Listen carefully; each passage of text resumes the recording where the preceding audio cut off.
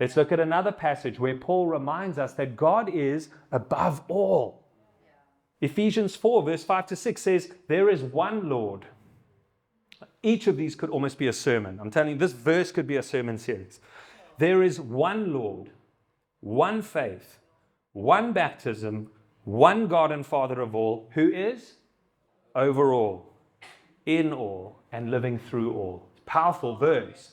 But it's trying to over and over again say, God is at the top, God is at the top, God is at the top, He's over all, He's in the center. And so it's saying the same thing. It means that God is superior to all things in every way. God rules over everything. And so think about this. Maybe it's interesting to think about is that God's place in the universe doesn't change because we don't treat Him as number one. He is number one. He can't be number two. If you don't believe that, or you're debating that, or you're confused by that, whatever it might be, it doesn't take Him from position number one in the universe. He just is there. It's like saying, well, I'm not so sure about the whole gravity thing. If it's real, isn't it? Jump off something, find out. It doesn't matter if you debate it. It doesn't matter if you believe in it. You will find out that gravity is gravity, regardless of what you believe. And actually, God is number one, regardless of what you believe as well. But when you begin to put Him at number one, when you begin to live with Him at the center, it's incredible how when you get that spiritual order right, you see the blessing of God, you see the working of God, you get the contentment of God, the peace of God follows when the order is right. And so I guess if there's any way to summarize what the message today is about, it's about reprioritizing. It's about getting the spiritual order right in our lives. So I think that explains why the first commandment God gave His people. I think that's explained by what I'm saying now. You remember the story? God takes this nation out of Egypt, slaves, rescues them, crosses the Red Sea with them, led by Moses, takes them into the wilderness. What's the point of taking this nation of 1 million plus people and putting them in the middle of the desert? Well, He wants to use them as an example, as a testimony, as a witness to the nations around who are corrupt and just doing the most awful and detestable things. And He wants to take this nation and say, this is the pattern, this is the model. You are to live differently, be differently, think differently, worship differently to everyone else, and that will be a witness to them that there is only one God. And so He takes them out and He gives them commandments and laws, but He starts with the big 10. And of course, number one, can you guess? If you think it's got something to do with making God top, you're right. That's exactly what it is. Commandment number one, you shall have no other gods before me. I don't share this spot with someone else. We know those verses, I'm a jealous God. And you think, well, isn't that sinful? No, it's not sinful. He wants all of your heart. And so He's not going to share position number one. He's not going to share the center of your life with anyone else. And so that first commandment, you will have no other gods before me. God said to Moses, He's above all. No other small g God will come even close or should get priority over Him. The reason this was the very first commandment is because in those days, and as you'll see in a second, in these days as well, humans have an incredible tendency to create and worship idols. Now, in those days, idols were exactly what you would expect of an idol, isn't it? It would be a statue or something like that. That's not massively the case nowadays. But that doesn't mean that we don't worship idols. It just means we don't often worship statues. We don't often have shrines set up in our house. We don't often have little Buddhas in our garden that make it look pretty. If you have a Buddha, get rid of it. What's the point? Seriously. It's not for prettiness sake. Then you've got an actual old school idol. Okay, you need to get rid of that nonsense. We don't need that in our lives. God is clear on the standard. You will have no other gods before me. Superior and supreme. He cannot be second to anything. And maybe you feel like, well, I'm not so sure about this idol thing. Is this really what I need to hear? Every single one of us, at different stages of our life, have a different center to our wheel, if I can go back to that illustration. And when you grow up, very often it's your parents, you've noticed that, where they are just like, what they say is amazing, and it's true, and it's mind-blowing, and it's real, and but mommy told me this. It's always mommy. And really, your parents are the center of your world for a lot of your little life. And then it creeps, other things take that center stage normally. Normally it's teacher, comes after that, and then mom and dad know nothing. But teacher knows everything. Then it's friends. Then sometimes it's someone that they care about or, that they like. And then maybe it can become a spouse, maybe it can become kids, maybe it can become studies, maybe it can become a career. It doesn't matter. But at various stages of your life, there are things that are fighting for number one. That's my point. There is that Jesus is here, but there's always a pull that he would be off number one and something else would be number one. That something else would have most of your attention, most of your energy, most of your finances, even most of your prayer. And very often, those are good things. There's nothing wrong with those things that somehow clamor for number one, but they are not designed to be number one. Because Jesus is number one. And so there's a verse or a passage, a couple of verses, which I think is, if you're going to take one thing from today, these verses would be the things to take. Listen to this. It comes from 1 John chapter 2, 15 to 17. It says this, do not love this world nor the things it offers you. For when you love the world, you do not have the love of the Father in you. Eek. That's not talking about loving people who are in the world. We need to get that right. And it clarifies that right over here. For the world offers only a craving for physical pleasure, a craving for everything we see and pride in our achievements and our possessions.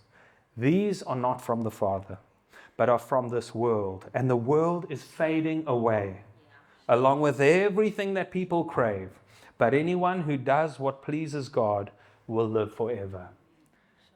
That is like an anchor verse for this message. Our hearts crave and desire things, but actually everything they crave and desire is stuff that's going to fade away.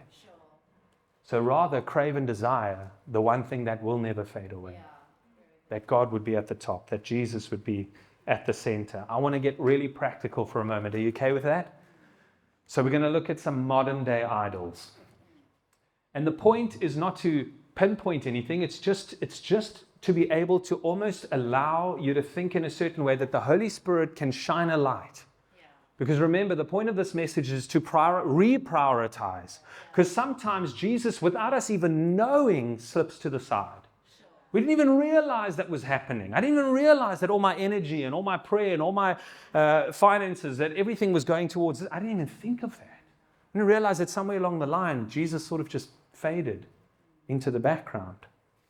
And so it's good for us to just take a look at these. And this is by no means an exhaustive list, but these are the things that I think, if you're looking at modern day idols, these things would probably rank for most people. Number one, your phone.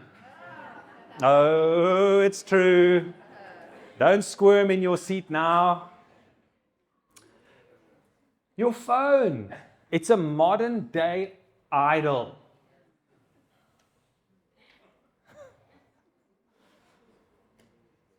That's what I wrote. It must be true. Smartphone addiction.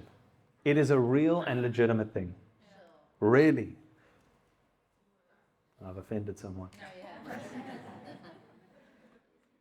You get the same hit that you get from many other drugs. That dopamine, that rush, that I need more, I need more, I need more. Are any of you those kind of people who think, I've watched so much, I must be coming to the end of what there is to watch? It's got to end sometime. No, just Google this when you get home, not now. How many videos are uploaded, just use on YouTube every single day? Just Google that. It will be in the millions. You will never get to the end of it. If that is your goal, it is not a worthwhile goal. Okay. So it's, but the thing is, we can spend hours, isn't it? Sometimes it starts off as minutes. Often we use the same sorts of excuses. Oh, I've just come out, like it's been a hard day, and like I'm about to engage with supper, or I'm about to do this or do that. I'm just going to quickly disengage and be on my phone for a moment. 5, 10, 15, 20, 25, 30 minutes. You know what? Let's order out. I actually don't feel like cooking. But isn't it true that time just somehow evaporates? And you go to bed and you think, finally, I got to bed at a decent hour. I can watch a little. Well, That decent hour very shortly becomes, oh, it's midnight again. Another grotty day tomorrow. I wake up tired and irritable and those sorts of things. It's true, because we're all like, this isn't a teenage problem. It used to be, oh no, the teens are just stuck on screens. What are you talking about? The adults, the legends are even stuck on their screens as much as anyone else. Because that's the reality, because it's just so easy, isn't it? It's so accessible. It's not costing you much. Or is it? Sure. It's gotten so bad, I think many of us struggle to sit still for 5 minutes without checking our phone. And this is true when you're sitting in a queue or standing in a queue at Checkers or wherever you queue. And you stand there and you've got the trolley and it's like twitchy. You I have to do it. I have to check it because I'm so important. I know I've got at least one notification or one message. I know it. And you pull out your phone and it's like, oh, no message. Okay, all right, cool. That's weird. I'll check it again and okay, still nothing. Interesting. It's crazy, but that is what it's become. You sit in a queue. Okay, at Home Affairs, you got an excuse for taking it out. But everywhere else, do a weird experiment and just say to yourself, when I'm in a queue, I'm not going to pull out my phone. See how hard that is. It is tough to just stand there and look at other people who are all on their phones. And you're so envious and you desire to look at your phone as if you've got so many messages from the president and famous. If something's important, they'll call. Or they'll be a telemarketer. Either way. The heart of this problem, the phone problem, isn't actually the phones, and it's not social media. It's not like those are the devil. No, that's not what I'm trying to say here. It's not the phone or the social media. It's the value we place on it.